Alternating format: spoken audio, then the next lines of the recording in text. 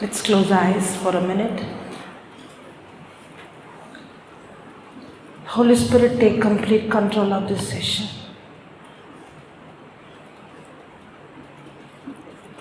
As your word says, Lord, today we saw Paul prayed, let the heart of our understanding be enlightened. We thank you, Holy Spirit, for enlightening our hearts, our minds, that we might know what we inherit.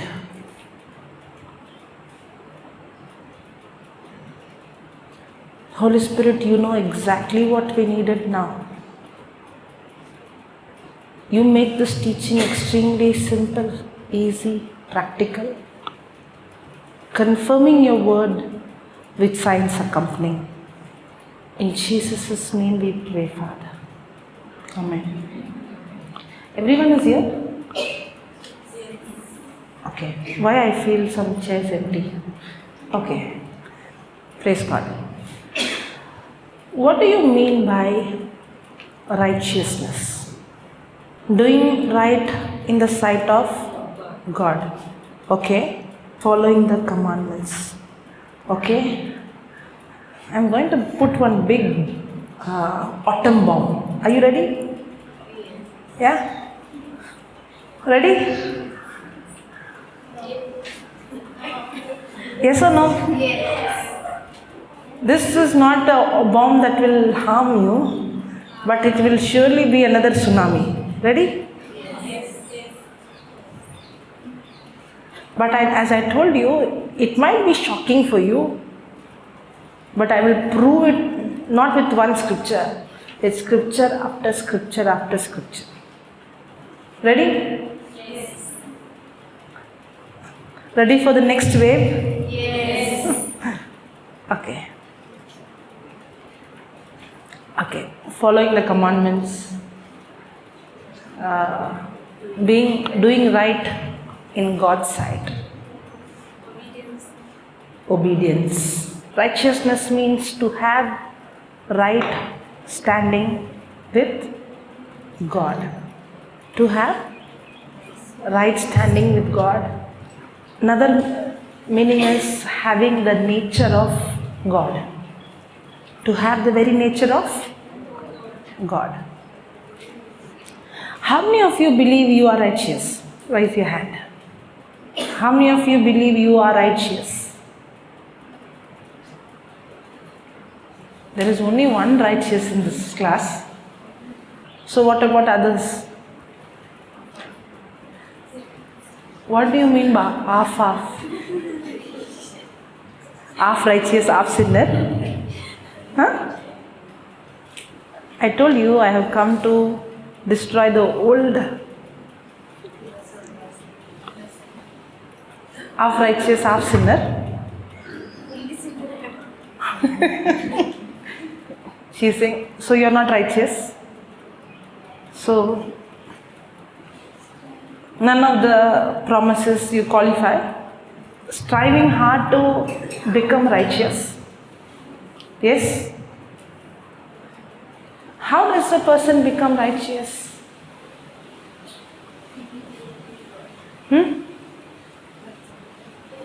How does a person become righteous?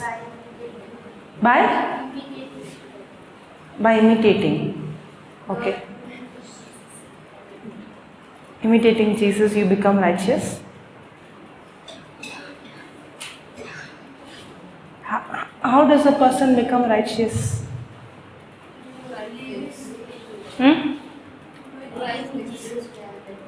So you are always doing right things?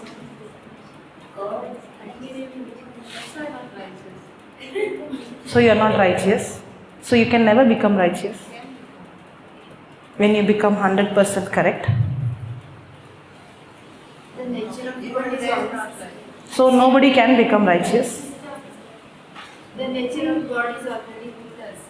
We are inborn righteous. But in the course of time we have lost it. So you lose it, get it, lose it, get it, lose it, get it. Actually, righteousness is not our character. It's like not like it's God has given it, and it's there with us. It's there with the gift of God. Because of the sinful nature, is that not? So sinful nature also is there, God's nature also is there. Yes. Means the good and evil. Both are mixed. We are righteous but not aware. God makes us righteous. Jesus said, God, so there's nothing to do. First you said, somebody said, I have to keep the commandments. You said, she said. So what do you say about that point? Sister, Jesus said did not come to take righteous, but he came to take the Sinners. So righteous are disqualified.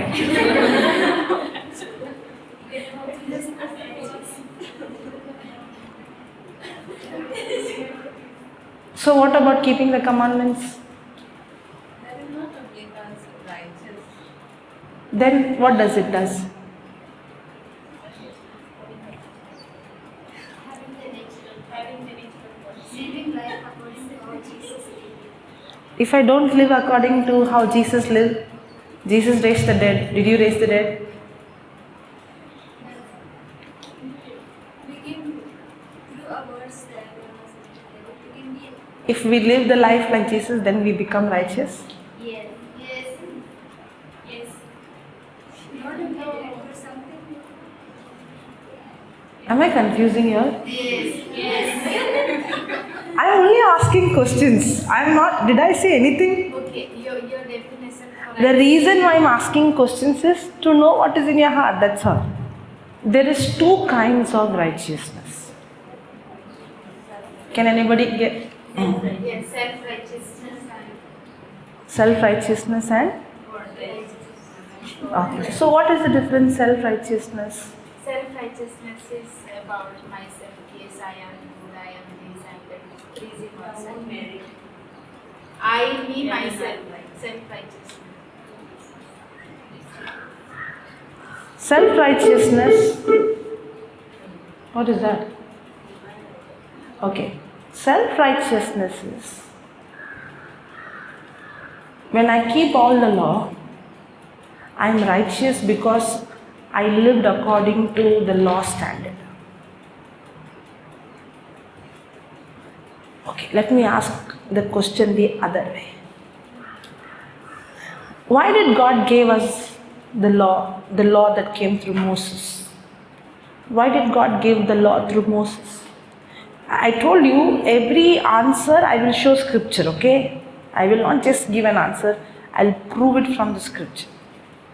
Why did God give the law through Moses?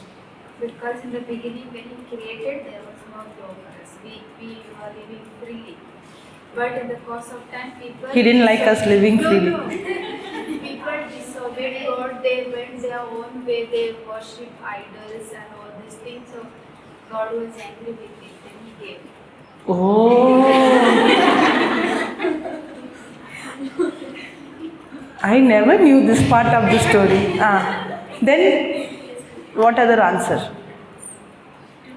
As human beings, we always seek something, to follow something. So, like, this helps us to keep us aligned with The law helps us to? live. If you don't have anything, you don't know how to go about it. Like that. So the law helps you to live holy. Not holy, but at least it gives to some direction that if we lead. The law will give you direction and lead you. You are only giving the answer. If I again repeat the same answer, you are changing the answer. If you notice, I am not telling anything. I am just repeating what you are saying. And you are saying, no. What about others? When people were wandering in the wilderness. When they were wandering in the wilderness, So, to live like.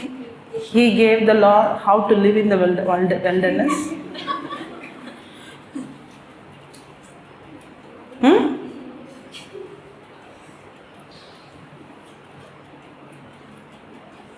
Any other answer? Why did God give the law? People ask. No.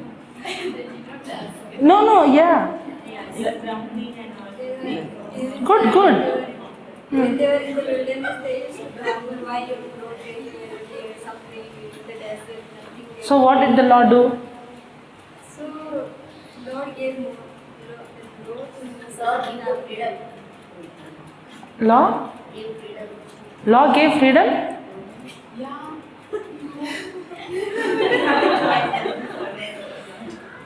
Law gave freedom? They didn't know how to be there. So law gave freedom or gave more? 365 or something it made. 613. Yes. Yes, done. People So that gave more freedom or more rules and regulations? So she's telling the law gave freedom. But God gave only 10 commandments, not more than that. People created after that. Huh? More commandments afterwards came. No. You go and read in the Bible. There are 6 people did not create. It is in the Word of God, 600 plus law. The 10 commandments is a summary of the 600 plus laws. Shall we see from the scripture? Yes. Shall we? Yes. Okay. First of all, let's go to Deuteronomy 28, verse number 1 onwards. If you what is the title? Blessings for obedience. If you will only obey the Lord your God by diligently observing some of His commandments, 99% of His commandments,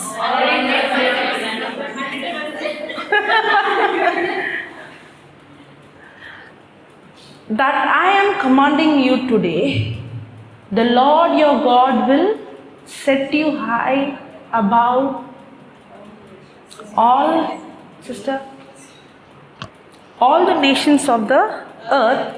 All these blessings shall come upon you and overtake you if you obey the Lord your God. Now, till 15th verse, it speaks about the blessings that will come when a person obeys all the, not just commandments, all the commandments. Now, let's go to 15th verse. See the title? So, from 1st to the 14th verse speaks about the blessings when you keep all the or some of the. And from 15 it speaks about the curses. But if you will not obey the Lord your God by diligently observing all His commandments and decrees which I am commanding you today, then all these curses shall, can you put that, sister? Then all these curses shall come upon you and overtake. And if you go down, you will see all the sickness. Now all what we see, sicknesses and all those things, is actually a curse. And all the curses are mentioned after that. So, if I have to receive God's blessing, according to Deuteronomy 28, am I supposed to keep all the commandments? Yes. If I miss even in a single point, what happens? Okay. Now I will show you another scripture from the New Covenant. Okay? James chapter 2, verse number 10. For whosoever keeps the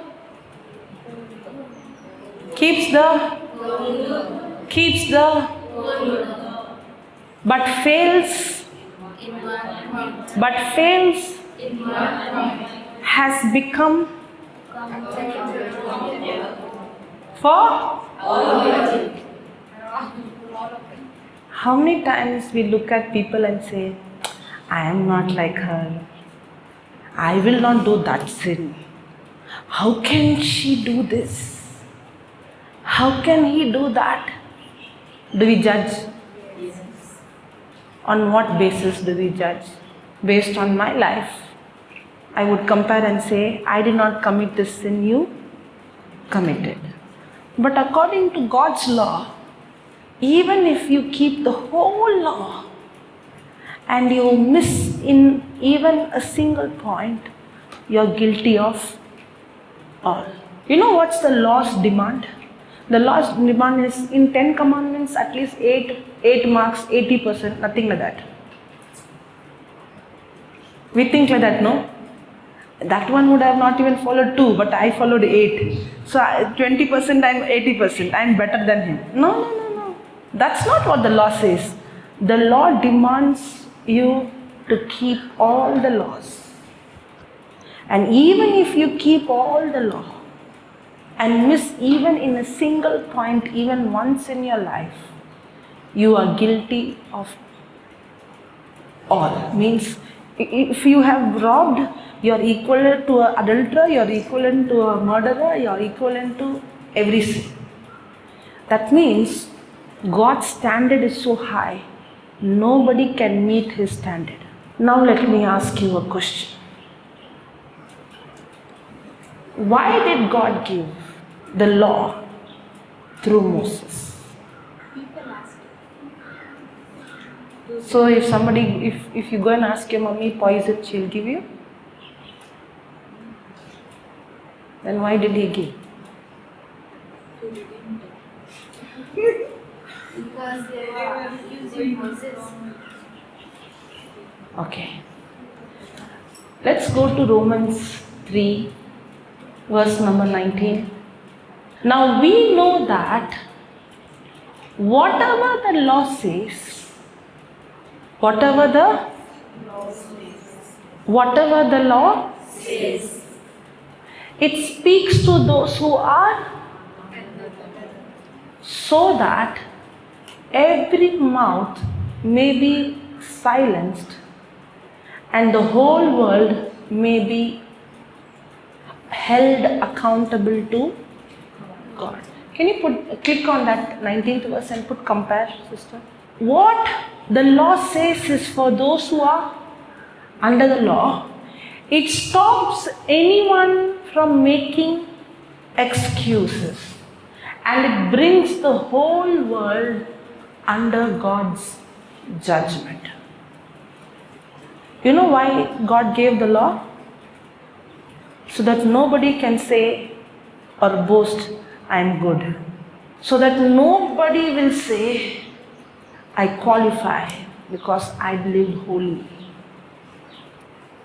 I qualified because I helped the poor. I qualified because I did this social service. I qualified because I did some good works. The law was given so that the whole world will come under judgment, that no one will boast and say, I did this, so I deserve. So that nobody will give any excuse. Can you come down? See the other translation.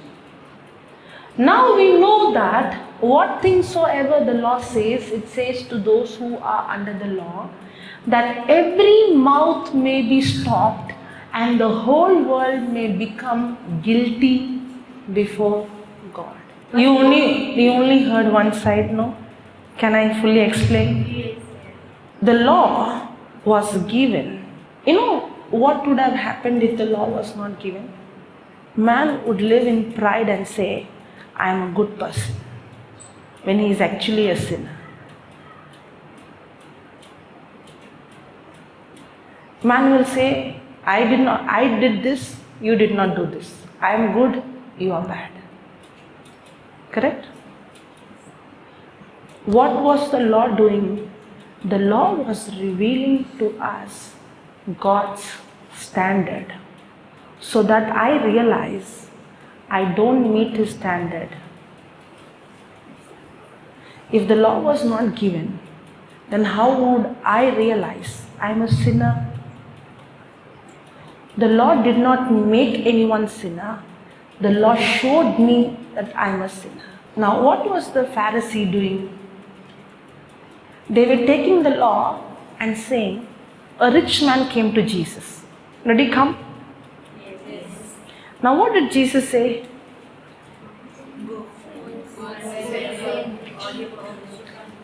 In the beginning, he said, what should I do? Did he ask, what should I do to receive eternal life? Yes. Correct? So, what did Jesus say? Have you followed? Have you followed all the? What did he say? Yes. What did he say? From my childhood? That was a big lie. That was a big lie. Put the next verse of the same chapter. Come to the, you're in compare. We read 19th, no? Put the 20th verse. For no human being will be justified in his sight by deeds prescribed by the law. For through the law comes the knowledge of. Can anybody justify in God's sight and say, I kept all the law? Did the rich man say, I kept all the law? Yes. Was he lying to the Creator himself?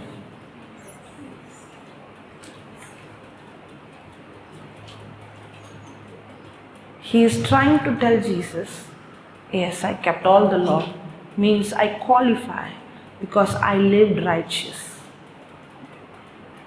based on God's standard, which was a big lie. What is the first commandment?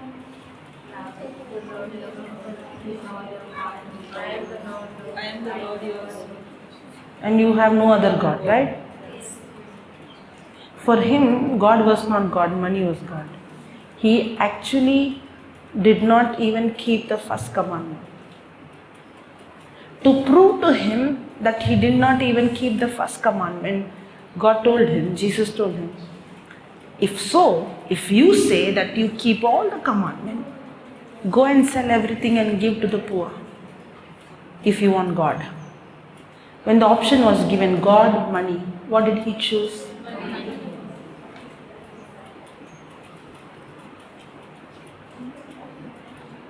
Did he go back happy or sad?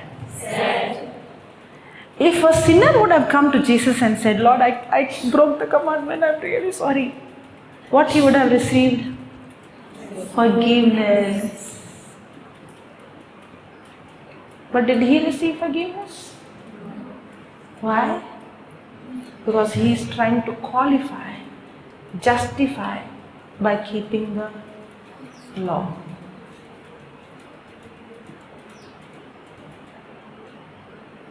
Is the law given to us to qualify, justify? Is the law given to us to keep the law?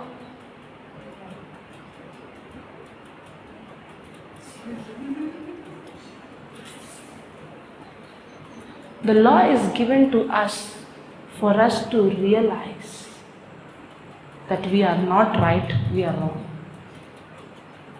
To make us guilty.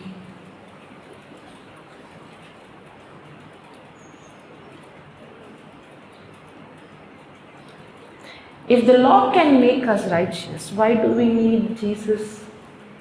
Why do we need the blood of Jesus? Why do we need forgiveness? Why do we need the Holy Spirit? The law itself was enough, no? The law was given so that I would come to my realization that I cry out for mercy and say, Lord, I'm a sinner. I need mercy. I need forgiveness. I need a Savior. I need a Messiah. The law is not given to anyone to keep the law and come to God and say, I justify because I kept the law. If anybody is trying to be under the law and keep the law to qualify and justify, then I am under curse.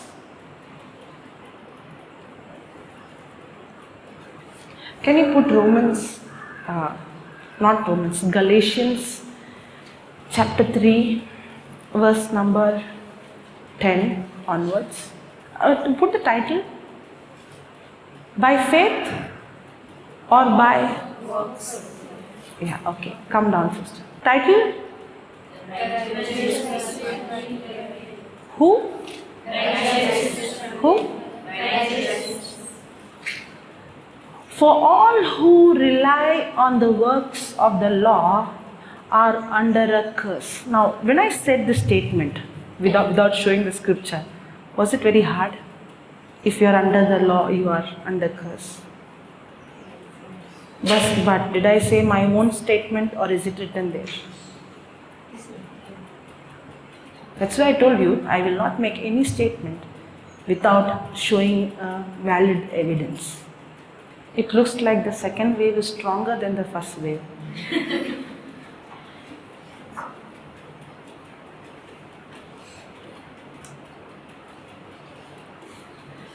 For all who rely on the works of the law are under a curse. Why under a curse? For it is written, cursed is everyone who does not observe and obey all the things written in the book of the law. Because anyone who's under the law, it's not like I 90%, 99%. No, you have to keep all the law. Even if you miss in one point, you're under the curse. That means by default, anybody who wants to live under the law, you know what is law? Law is, if I do this, then God will bless me. We saw in Deuteronomy, right? If you keep all the law, then God will bless you. That's a law mindset. And if anybody is living in such kind of mindset, you are actually living under curse. Maybe you might take the scripture out of context and say, Deuteronomy says, if I keep the law, I'm blessed. And somebody can come and preach you. But they're taking the scripture out of context. And you might be living in law mindset, thinking, according to Deuteronomy 28, if I keep the law, then I will be blessed. But that's not what the scripture says. The scripture says exactly opposite. If you try to live your life under the law, by default you are living a life under curse. For all who rely on the works of the law are under a curse, for it is written, cursed is everyone who does not observe and obey all the things written in the book of the law. 11th verse. Now it is evident that no one is justified before God by the. For the one who's righteous will live by,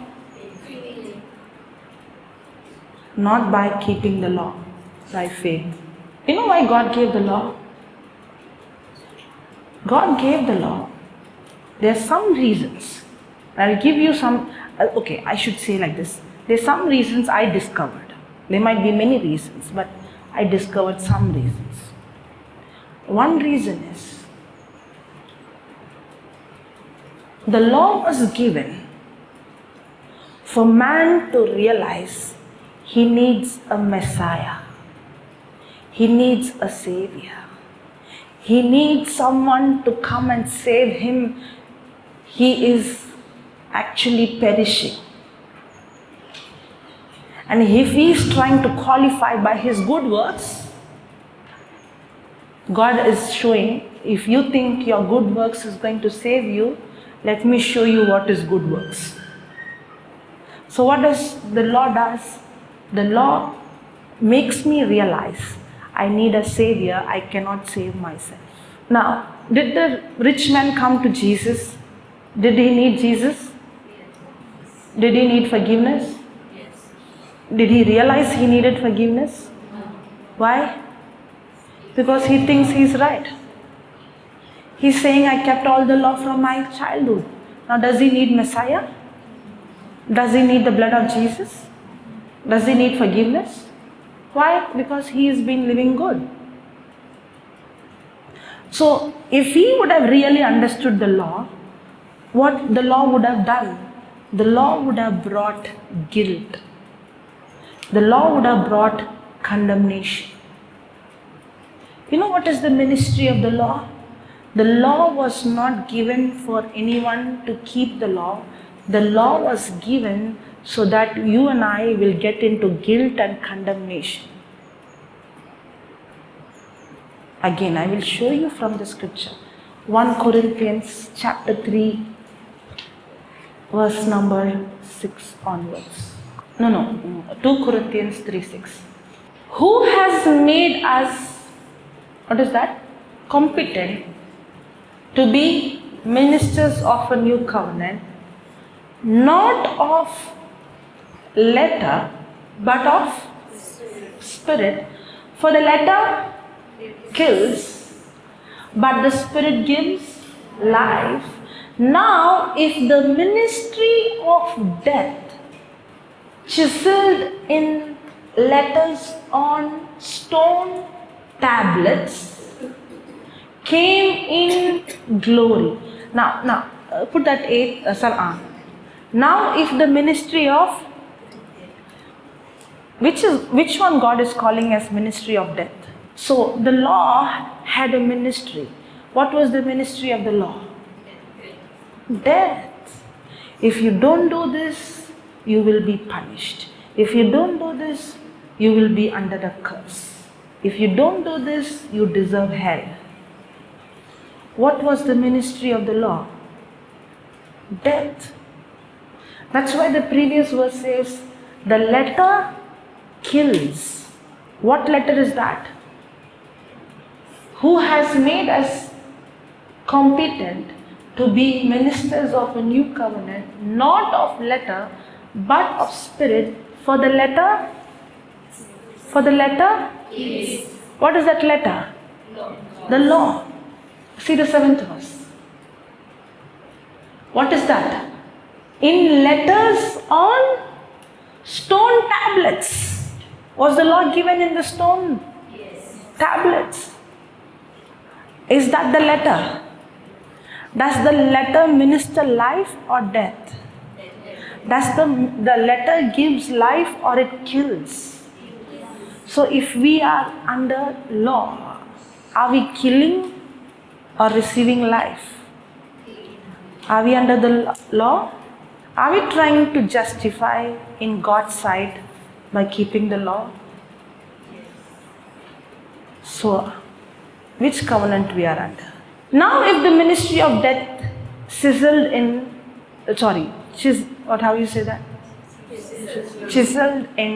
letters of stone tablets came in glory, so that the people of Israel could not gaze at Moses' face because of the glory of his face, a glory now set aside. Means what? We are no longer under the law which came through Moses. Even though it was glorious, it is set aside now. 8 verse. Just go and pull it down. Or touch screen, just move it up. How much more will the ministry of the Holy Spirit come in? Glory, 9th verse. If there was glory in the ministry of condemnation, the law was the ministry of death, the law was the ministry of condemnation. For if there was glory in the ministry of condemnation, much more does the ministry of justification abound in glory. If I go, then my time won't be enough. I have to run fast. I'm only taking the gist and teaching, okay? Did God give the law? Yes. Did the law had a ministry, a purpose? Yes. What was the purpose of the law? So that I become guilty, so that it brings punishment, so that, in Romans 3, 20th verse we saw, 19th verse we saw, the law gave us the knowledge of. Can you read that verse, 19th verse? Romans 3:19. Ask loudly. No. For no human being will be justified in his sight by the deeds prescribed by the law. For through the law comes the knowledge of. So what does the law do? The law gives me the knowledge of sin. For example, if there is no law for a person who murders, anybody will murder anytime, no? Because it is not illegal to murder. If there is no law that says robbing is a crime, anybody can go and take anybody's things and go, correct? Because you're not guilty for that. It's not a crime anymore, correct? Correct? What does the law do? The law shows that this is wrong. If the law is not there, you cannot call a person criminal, nor that person is guilty. Correct? Yes? So we all were born with sin nature. Romans chapter 5 verse number 19 says that because of one man's disobedience, many were made. Read that. Romans 5:19. For just as by the one man's disobedience. For slowly. For just as by the one man disobedience. One man's disobedience. The many were made sinners. Many were made. Sinners. Many were made. Sinners. So we were made Sinners. because of one man's. So when we were born from a mother's womb, we were born with sin nature. What does the law do? The law shows me that I have sin. The law gave what? The knowledge of sin.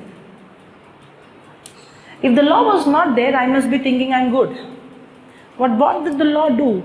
The law made me realize the ministry of the law is to bring condemnation, is to bring guilt, it is to bring death, it is to make me realize I don't qualify. Galatians chapter 3, verse number 23. Put the title. The law and the promise. Okay, sister, calm down. 23. 3.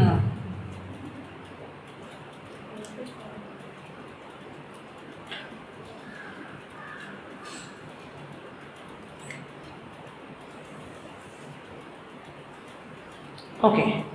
Now before faith came, we were imprisoned. Somebody said the law was given so that we get freedom. But the law was given for freedom or imprisonment?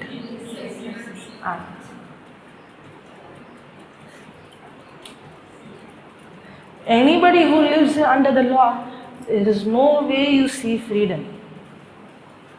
Because the law will constantly say you have to do this, you have to do that. And no matter how much you do, you still feel you're not worthy enough, you're not good enough, you're not holy enough. And you constantly, how can you have a relationship with God when you constantly feel you're not holy enough, good enough? That's the purpose of the law. The law has to make you guilty. The law has to make you feel condemned. Because the law's job is to make you realize that nobody can qualify with their good works God's standard. Now, before faith came, we were imprisoned and guarded under the law until faith would be revealed. So was the law given for us to keep it forever, or it was only given for a short time? In the old covenant, until faith came. Now see the next verse. Therefore, the law was a disciplinarian.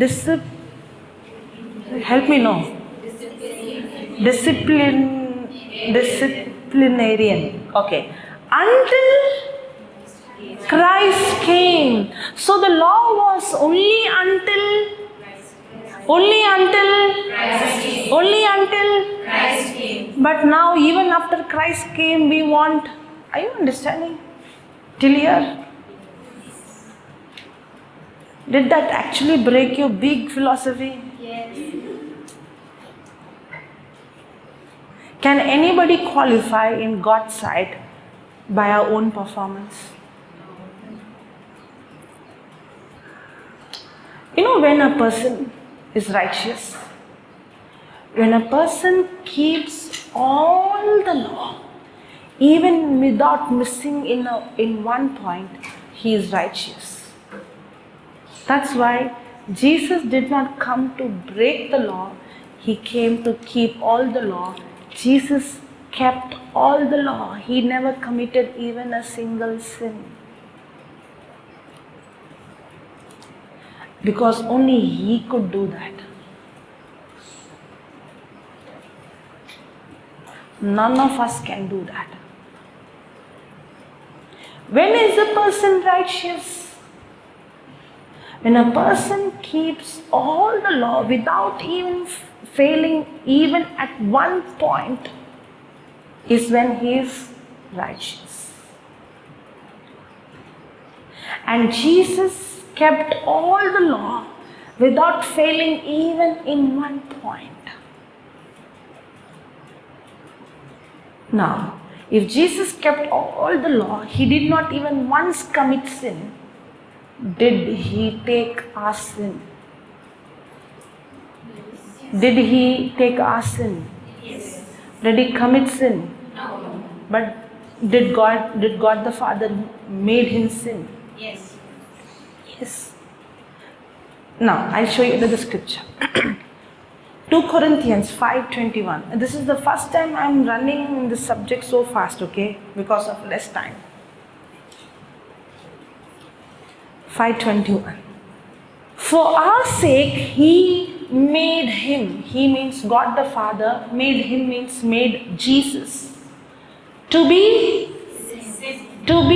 Sin. who knew. Jesus is the only person who kept all the law and he knew no sin, so that in him we might become the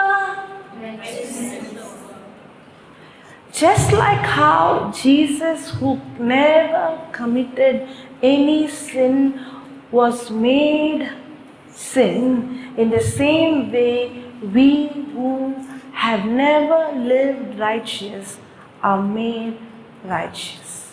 None of us are righteous based on what we do.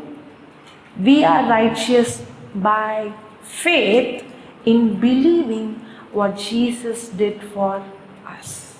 You know who was Saul when he before becoming Paul? Actually, if you go and see, the reason why he persecuted, because he was a Pharisee of a Pharisee. He knew all the laws and he kept all the law. And now, when the disciples of Jesus are preaching, you have committed sin, you come to Jesus and receive forgiveness, that irritated him. If you break the law, the consequences is curse, punishment, not forgiveness. It looked like for him blaspheming God, abusing God's law, destroying God's law. That's why he couldn't tolerate. There are two kinds of righteousness. One righteousness comes by keeping all the law, and the other righteousness comes by faith, not by works, by faith. Did we see that? The just. No. Go back to that Galatians 3:10.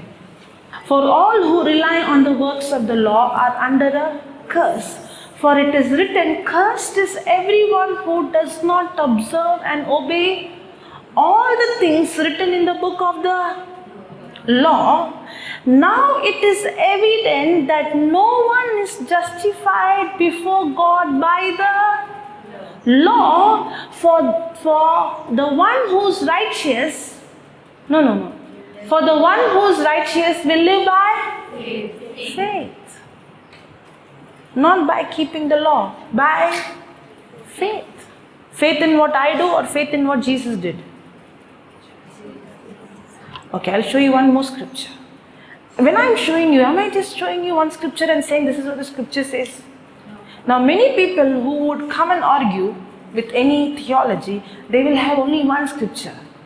And if you're only coming with one scripture, the whole Bible speaks about something else and you're taking something out of context. That's why whenever I teach, I don't show one scripture. I show you evidence after evidence that it is clearly mentioned in the Bible. I can take one scripture somewhere out of context and say, this is what God said. I'm not doing that. I'm not just showing you even two scriptures. Even though the Bible says you need two witnesses, I'm showing you more than two witnesses. Yes or no? Okay. Go to Philippians chapter 3, verse number 9. Can you see the title? Put the title. By keeping the law. Righteousness by keeping the law. Righteousness through faith in Christ. Okay. Put the 6th verse, 5th verse, 5th verse. You know, Paul is saying this, okay? Now see what he's saying. He's saying, I'm circumcised on the 8th day. Means he is actually telling how I am a person who kept all the law. Right from childhood. I am circumcised on the 8th day, a member of the people of Israel, of the tribe of Benjamin, a Hebrew, born of Hebrews, as to the law, a Pharisee. Then next verse. As to zeal. You know why he persecuted the church? Because he had the zeal of the law. According to him, the law, I have to keep the law and live according to the law. If anybody is coming, it looked like the Christians are coming against the law. That's why he got very irritated. That's why he persecuted. Because the Christians, the disciples of Jesus are not preaching law. They never preached law. They were preaching Jesus Christ, the death and resurrection of Jesus. If they were preaching the law, why it would have irritated Saul? Because he was so much rooted in the law, and he saw these Christians are preaching, these disciples of Jesus are preaching what? What Jesus did. And they are saying, believe, have faith. But the law says, no, you do this, you do this, you do this. But the disciples of Jesus are saying, believe in what Jesus did for you. As to zeal, a persecutor of the church, as the righteousness under the law, blameless. That's how he saw himself. How did he see himself? I kept all the law. Because I kept all the law, I am blameless. That's how he saw. Because he saw himself blameless, that's why he went and punished everyone. I am good, you are all wrong. So let me kill you all. And he thought that is good to do. Kill all those people who are corrupting. Yet whatever gains I had, these I have come to regard as loss because of Christ. More than that, I regard everything as loss because of the surpassing value of knowing Christ Jesus my Lord.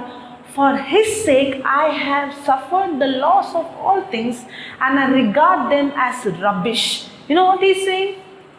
All the knowledge I thought I had, in comparison to the knowledge now I have in Christ Jesus, all those knowledge is rubbish.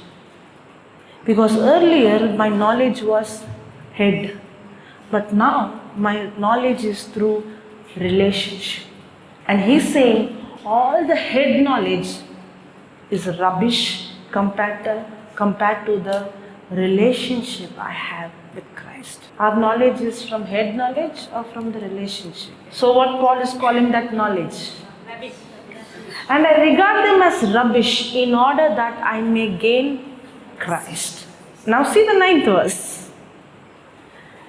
And be found in him, not having a righteousness of my own that comes from the law, but one that comes through faith in Christ, the righteousness from God based on faith.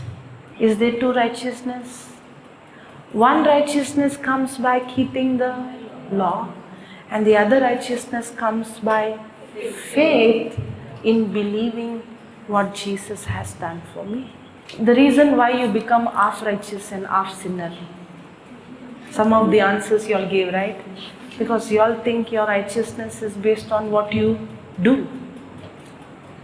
So that's why whenever you do, you feel you're righteous. Whenever you don't do, you feel sinner. So you don't even know you're righteous or you're sinner. I'm not a sinner. Now, I don't say I don't commit sin. There is a big difference between committing sin and being a sinner. Sinner is nature. In another way, when I call myself I am a sinner, then I am identifying myself as a sinner. That becomes my identity. My identity is not based on what I do. My identity is based on what Jesus did for me. That's why Paul is saying, I am what I am is not what I do. I am what I am because of the grace of God. I am the righteousness of God in Christ Jesus. My action doesn't determine my identity. My identity is what determines my action. When I begin to realize who I am, my action also changes according to my identity. Actually, you know what is the crisis we are going through? Identity crisis. We don't even know who we are. Just because I commit sin doesn't mean I am a sinner. I am the righteousness. I am not righteous because of what I did. Paul did not say I am righteous because I kept the law, but he is calling himself righteous based on faith.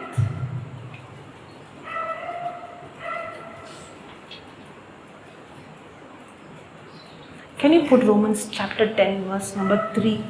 For being ignorant of righteousness. Are we ignorant of righteousness? Yes.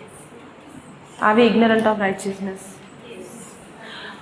For being ignorant of righteousness that comes from God and seeking to establish their own, they have not submitted to God's righteousness.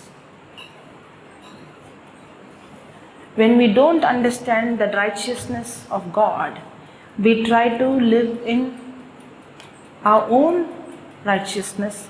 And when we live in our own righteousness, we are not submitting to, are we supposed to be, when the scripture says, seek you first his kingdom and his righteousness.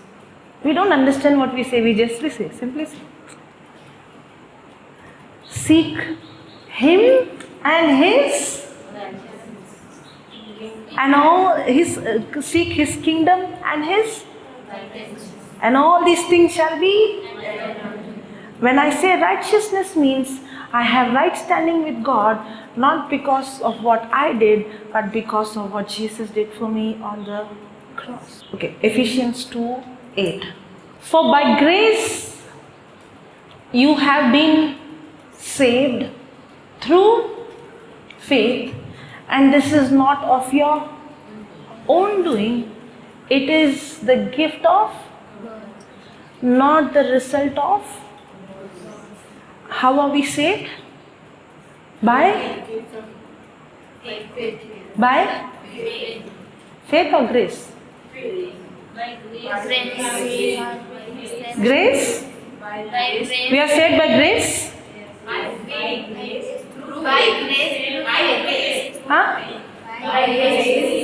Huh?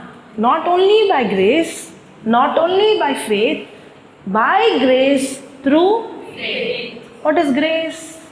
Grace is what God has done. Now, the definition of grace is God's willingness to use His power, His ability, His authority, His anointing on my behalf, even though I don't deserve. Even though I don't. Grace is something I don't. Law is not like that. Law is I have to deserve. I have to do this. Are we under law or are we under grace? Under grace, does it speak about what I have to do, or does it speak about what Jesus done for me? Under the law, I have to keep the law. I have to keep the commandment. Under grace, I have to believe in what Jesus did for me on the cross. Under law, I have to do this. If I do this, I deserve. But the problem is I cannot. Even though I try to keep the law, I will fail, because nobody can be justified under the law. Under grace, it's not what I do or I keep the law or the commandments, but under grace, my faith in what Jesus did for me. That's why Paul is saying, now I'm not righteous by law, but I'm righteous by faith. Can you see, wherever you see law, the word faith also comes in the new covenant. In Galatians, we saw until faith came, law was disciplining. Did you see that? Yes. Now, what Paul is saying, I am not now righteousness of law, but righteousness by faith. Nobody can be justified by the law, but now we are justified by faith. Can you see, wherever the word law is coming, the contradicting word is faith. Can you see that? Yes. So in the old covenant, the law demands what I have to do. In new covenant, it's about me believing in what God has done. So are we under grace or under law? Grace. Grace speaks about my faith, not in what I do, my faith in what Jesus did.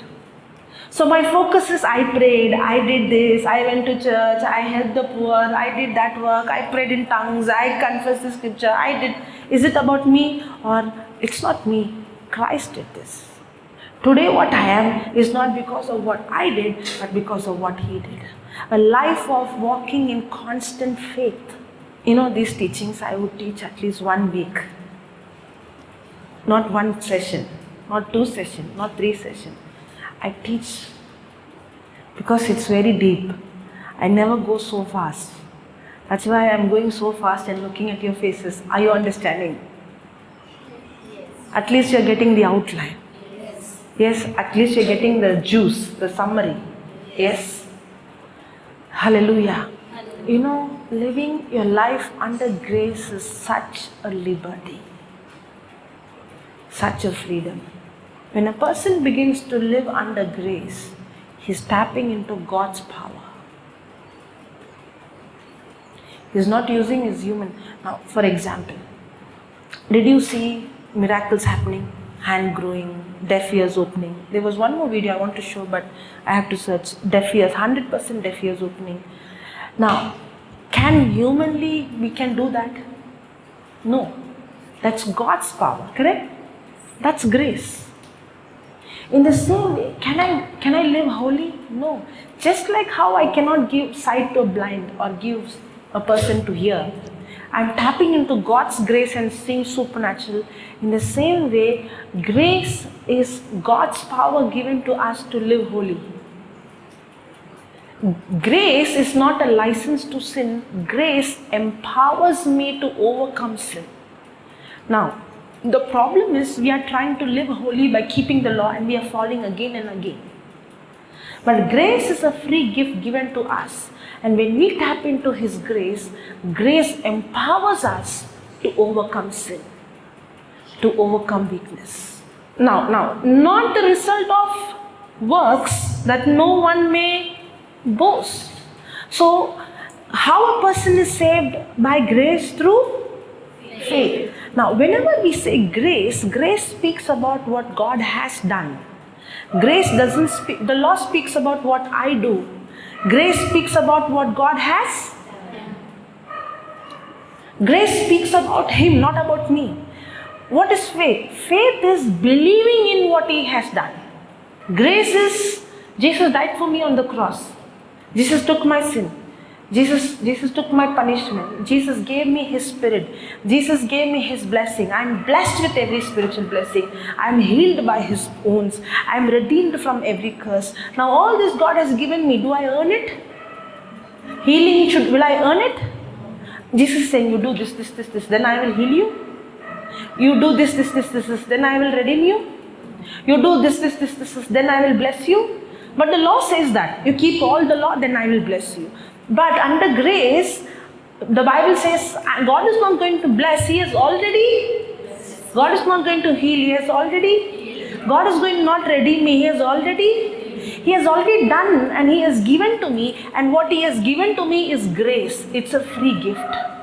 Did we see that in the 8th verse? It is the gift of God. See the last line, 8th verse? It is the gift of God. So healing is given to me. Forgiveness is given to me. Correct? Blessing is given to me. Redemption is given to me. Deliverance is given to me. Protection is given to me. Everything is given to me. Is it because I kept the law or is it a free gift? It's a gift from God. Correct? Now, it is given to me freely. I don't deserve it. It is given to me freely. That is grace. Under law, it's not free. I have to earn it. I have to keep the law. Now, what God has given me freely is grace. What God has given me freely is? Now, is it given only for the Catholics? Or is it given to every human being? Will everybody receive it? No. The only one who believes. The only one who mixes faith. Not the one who keeps the law. The one who believes. That's why it is by grace through faith. So grace is what God has done for everyone. Faith is my believing in what God has done. That's why Jesus said, faith in everything. When you ask, have faith. Correct? A just shall live by faith. Faith is to believe the unseen. Correct? Faith is to believe what God has done. Not because of my goodness, but because of His goodness. And now, I am made righteous. Now, because I am made righteous, how am I made righteous? By faith. Because I am made righteous, I have right standing with God. And now I have the very nature of God in me. It's a free gift. That's very nice. You really picked up. You picked up something very complicated. But all these days, tell me honestly, you are living under grace or law? Law. If you live under the law, you are living under imprisonment, under curse. You know why Abraham was justified? Somebody said God gave the law for them in the wilderness to direct them. No? You know what? If you study the Bible properly, God did not say the Israelites did not enter the promised land because they did not keep the law. He didn't say that. He said they did not enter the promised land because they did not believe. Now, okay. Holy Spirit, please help me to finish in another few minutes. Now, the Bible has two different things. One is the law, one is the promise. God gave the Israelites promise. God gave Abraham promise. The Lord gave the Israelites also the law through Moses. What is the difference between the law and the promise? Galatians chapter 3 speaks about it. You can go later on and learn it. Now, as whatever I'm going to say, it's in the Bible, okay? Nothing is my opinion. It's there in the scripture. Whenever the law is given, the law speaks about what I have to do. The law demands my action. You shall not steal, you should not kill, you should not do this, you shall. It demands my action. Whenever a promise is given, it doesn't speak about what I do, it speaks about what God has done. Now, did God say to Abraham, I have made you the father of many nations? Is it speaking about what Abraham has to do or what God has done? The promise is not only in the new covenant, the promise is also in the old covenant. Even in the old covenant, when the promise was given, it's not demanding them to perform, it's only demanding them to believe. Now, when God gave the Israelites, one is the law and one is the promise. Why do you think they did not enter into the promised land? Because they did not keep the law? If they have to keep the law, then there is no way they could enter into the promised land.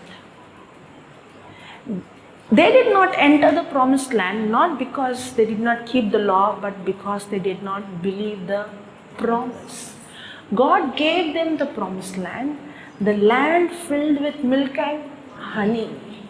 The houses they did not build, the wells they did not dig, the vineyard they have not planted. It was given to them freely, not because they kept the law, but when God brought the Israelites out of Egypt, they had to sacrifice the animal and put the blood of the animal on the doorpost. And when the angel of judgment would pass, the angel of judgment will not get into the house because of the blood. Now, they did not get into judgment not because of their good works, but because of the blood of the animal. So the Israelites were brought out of Egypt, and they did not get into judgment not because of their good works or because they kept the law. It was because of the animal sacrifice and the blood of the animal, which was the symbolic representation of the Messiah and the blood of Jesus. God gave them the promised land not because of what they did, but because of the sacrifice. All that they had to do is to believe and enter into the promised land. I'll show you the scripture. Hebrews 4:2, 3rd chapter, last verse. So we see that they were unable to enter because of who? Israel. Why they did not enter the promised land? Because they did not keep the law? They did not believe. Now, continuation, okay?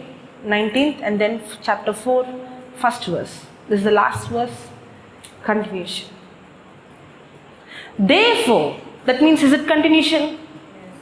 They did not enter the promised land because of unbelief. Continuation. Therefore, while the promise, was it law or promise? Now, are you able to understand the Bible better? Law or promise? Promise. While the promise of entering his rest is still open, let us take care that none of you should seem to have failed to reach it. For indeed, the good news came to us just as to them. The good news for them was the blood of the animal was shed and they put the blood on the doorpost, and because of the blood they were not judged or were under punishment, but they escaped the judgment, and now they came out of Egypt completely healthy and wealthy.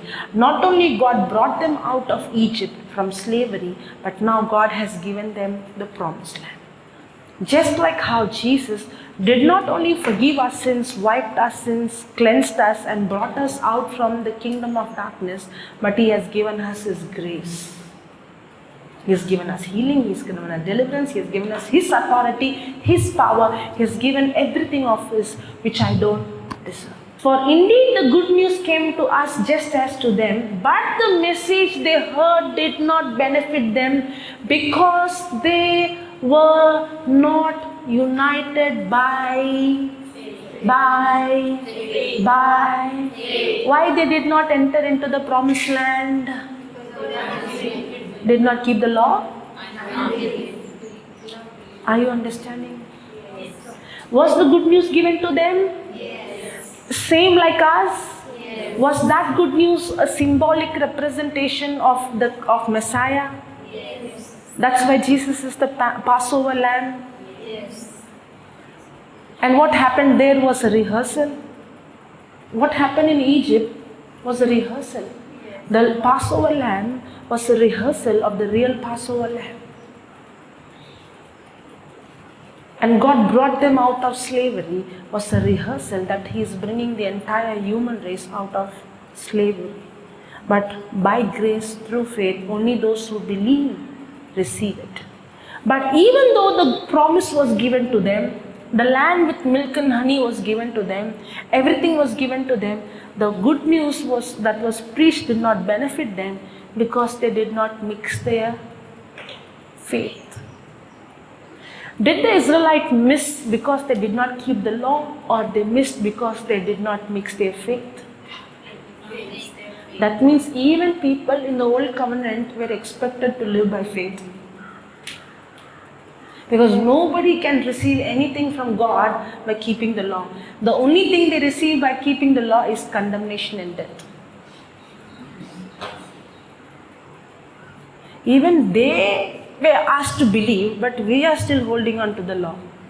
Romans chapter 4 verse number 1, 2, 3. Can you see the title?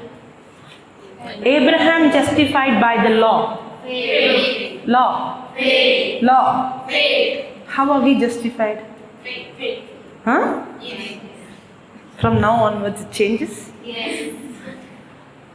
What then are we to say was gained by Abraham, our ancestor, according to the flesh? Flesh means with his own ability. For if Abraham was justified by works, he had something to boast about, but not before God. If he would have said, every day I prayed 1 hour, every day I did this work, I helped the poor, I clothed the naked, I did this. If he would have justified by his works, then he had something to yes or no? Maybe you might look very good in world's eye. Oh, that person knows so much good works he has done. If you think your good works will qualify you, the Bible says if you think Abraham was justified by his works, surely he could have had something to boast, but not before God. For what does the scripture say? Abraham kept the law,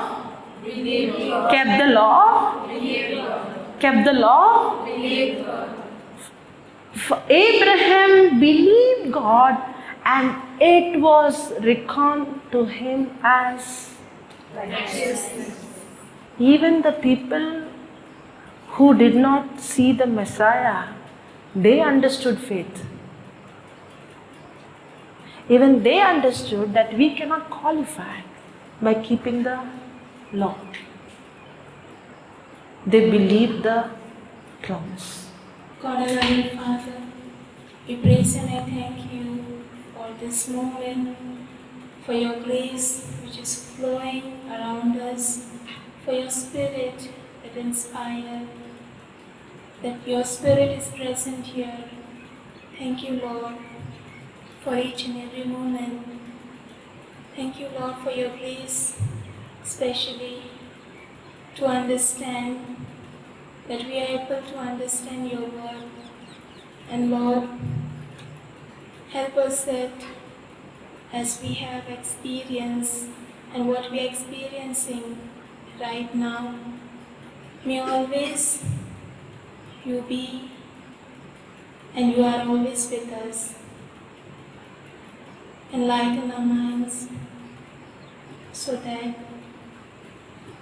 we may always experience you. We make this prayer through Christ our Lord.